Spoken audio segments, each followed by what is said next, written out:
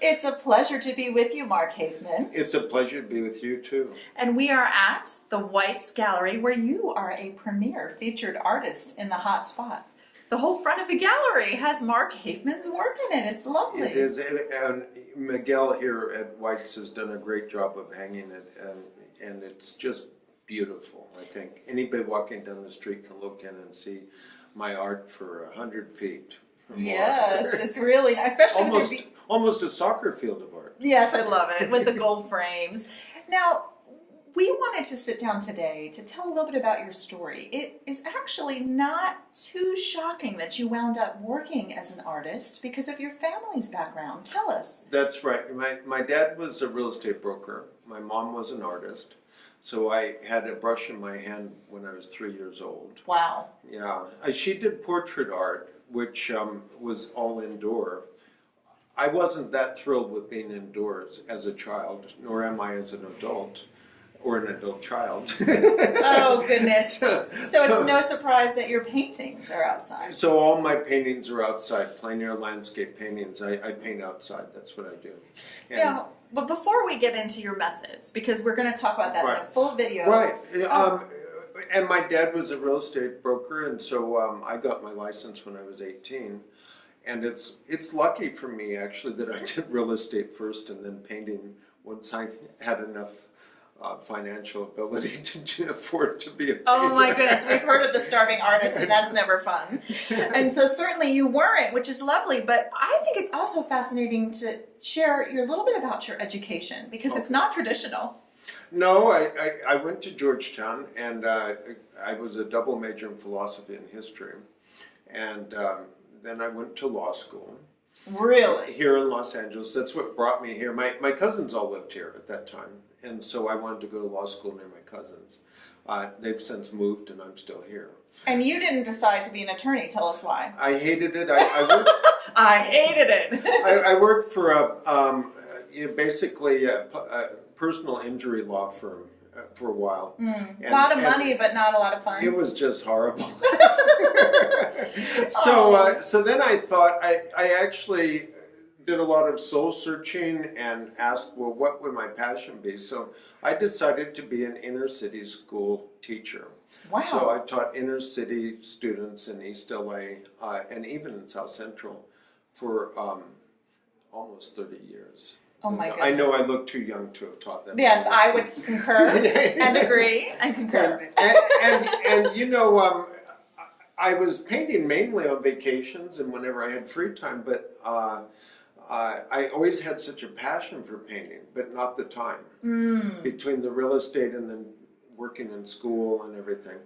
But what really pushed me over the edge to retire, I loved teaching and probably never would have left, but we had so many budget cuts. And I was mobilizing the parents to write to the superintendent to keep our program alive. It's kind of heartbreaking. I mean, I think it's one of the most important jobs that you can have. You're helping craft the youth. Yeah. Who did you primarily teach? They were high school students that were either in danger of dropping out, or they had a full-time job, or they they were school phobic, or some of them were in drug treatment programs. So some were highly gifted as well. So I have a credential in math and a credential in social studies and a K through adult school credential. I just was always studying. You're a highly educated artiste. My whole life I've studied. That's awesome. And my whole life I've painted and I've done ceramics too. So. Well, some people say follow your bliss. You are actually living proof. Tell us how you found the courage to do so, because many people wish and hope to be an artist their whole lives and never find the courage. But a couple of things I've learned. Now, for years, I would limit myself when I was working for the district. I thought, I don't have time to take on other, I do real estate too. So I tell myself I don't have time to take on other. Excuse number one, we don't have enough time. I don't have time to do something else. And, very common. Yeah, and I get investors to buy apartments and then we fix them up, basically. That's what we do. And I was limiting myself. But once I retired, I realized, God, I took on so much more business. And, it was much more successful than, and I could have done it all those years. You're talking about the real estate. The real estate. And so that was the first recognition of limiting myself. But then the second was, Well, I don't have to just paint when I'm on vacation. I can paint every day.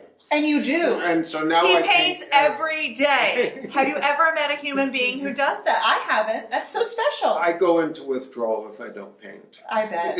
I bet. When you have a passion, it just fuels you. And so if you are, you know, you have a viewer right now, for instance, who wants so much to follow a dream, but they're not finding the courage, what would you tell them? I'd say throw the hat over the fence. Don't. Here's what happens. Sometimes we tell a story to ourselves. You know, we tell a story, a self-limiting story, or we feel something, we say, oh, I feel fear. When actually, if you sit with it, it might not really be fear. It might just be a tingling in your stomach, or it might be something in your throat. And if we try to reach down to that deep level before we label our emotions, fear, and then tell a story, I'm always going to feel this way, or I can't do that, all of these things, they're all made up by the mind. And So you so have to following get- your passion is actually being in touch with the deeper emotions Yes. before you label them, and just live it. Yes, You know? because you won't regret it. No. You'll never regret following your heart. No, absolutely never. You know, all my life I followed my heart. I left practice of being law. I did teaching. I liked it for a long time. Once the administration got impossible to deal with, I left that. You know, so time and time again, I've left things that I didn't want to do, and I've always embraced passion and always embraced what I love doing. So there's your message. Follow your bliss. And you might just be the featured artiste at the White's Gallery. And then tonight you have an opening. Yeah. So you have a lot going on. Thanks and a a lot lot. of, you're an award-winning artist. I mean, Right. I know he's not going to brag, but I'll brag for him. And following your bliss is a great place to be. So as a preview, coming up in our next video, you'll get to learn a little bit about his unique, truly unique techniques. Right. We'll show and tell a little bit. It'll be fun. It will be fun. Thank you for sharing your story, Mark. Oh, thank you so much. It's And- always good to hang out with you. Thank you, and thank you for watching.